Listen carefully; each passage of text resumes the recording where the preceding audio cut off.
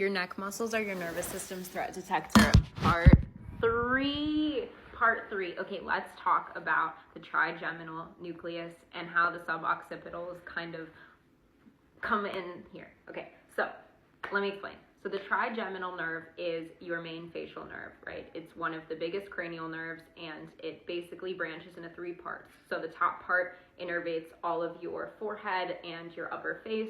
The middle part is the maxillary branch, and that innervates your cheeks and your nose. And then you have the mandibular branch, which innervates your jaw, chin, and teeth. Okay, so basically all sensory input and all muscle contractions that happen in your face happen through this nerve, the trigeminal nerve. So it's super important, okay?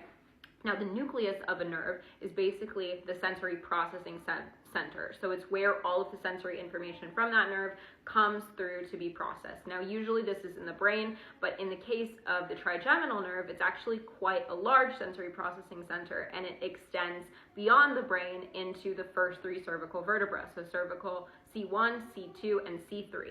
Okay, and that's super important because that's the exact same place where the suboccipital muscles live, okay?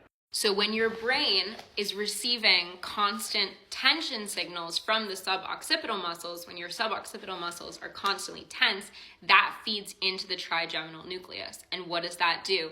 That trigeminal nucleus is responsible for the nerves in the whole face. So that can cause the suboccipital tension to now become also jaw tension. It can now also cause it to be facial tension, sinus tension, and migraines and chronic tension headaches.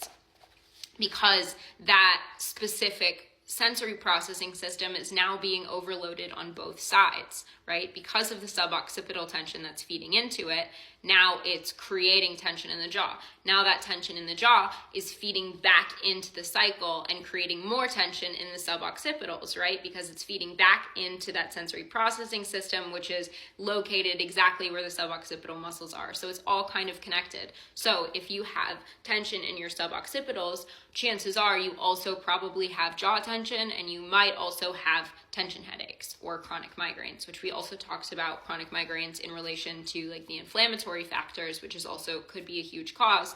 But another huge cause could just be where your sensory processing system for the facial nerves is located in relation to the muscles that are chronically tense. So if this sounds like you, what needs to happen is you need to interrupt this loop at multiple places. Just doing the suboccipital tension release is not going to completely fix all of the problems, right? If you have bruxism, grinding your teeth at night, or chronic tension in your jaw, you're going to need to do mandibular release as well as the suboccipital release. So you need to interrupt both points of the cycle. Now at the same time, you should be doing general nervous system regulation techniques. So think the arm stroking technique that I posted about. I think I have like a three-part video about that on my page, and I would highly recommend checking it out if you want to understand the science behind it and also the power of how well it works. Another really good one is waterfall pose, breath work, of course, deep belly breathing, breathing in through the nose, out through the mouth, breathing out longer than the inhale. Shaking could be a good one depending on where you're at. I personally only do somatic shaking in the morning when I'm trying to mobilize energy. So when I want to go to sleep and relax my body, I don't do somatic shaking, but you kind of have to figure out what works best for you.